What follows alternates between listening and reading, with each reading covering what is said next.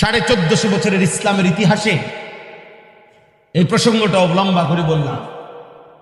1450 বছরের ইসলামের ইতিহাসে মুসলমানদের যাবতীয় বিজয়, সফলতা, কামিয়াবি, ইমানদারের সমস্ত বিজয়, সফলতা, কামিয়াবি মুসলিম জাতির সর্বদাই, সর্বযুগে, সর্বকালে, এমনকি কিয়ামত পর্যন্ত তিনটি আমলের উপরে ধারাবাহিকভাবে এক তালে, এই তিনটি আমলের ধারাবাহিকতার উপরে মুসলমানদের কামিয়াব সর্বযুগে।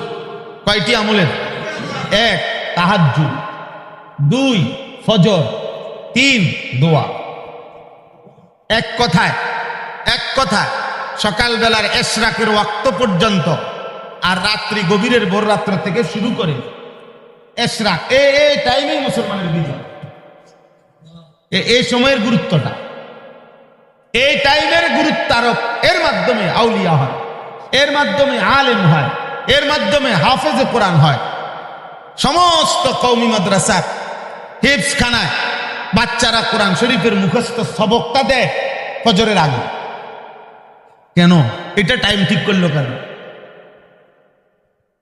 শিখে মাগরিবের পরে, সবক শিখে কখন? নতুন পড়া মুখস্থ করে মাগরিবের পরে। আর সবকটা শুনায় কখন? ফজরের আগে। ফজরের আগেই সবক শোনানোর থাকে। আমি ব্যক্তিগতভাবে আমার হুজুররা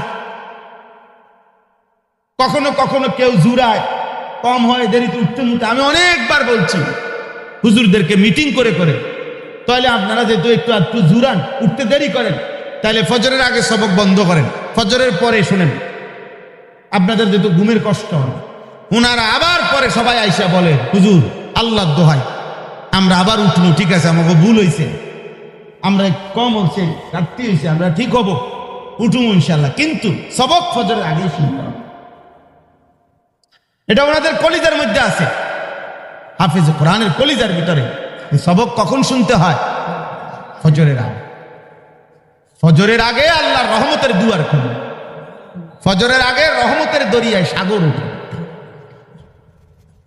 রহমতের দরিয়ায় কি উঠে? সাগর উঠে।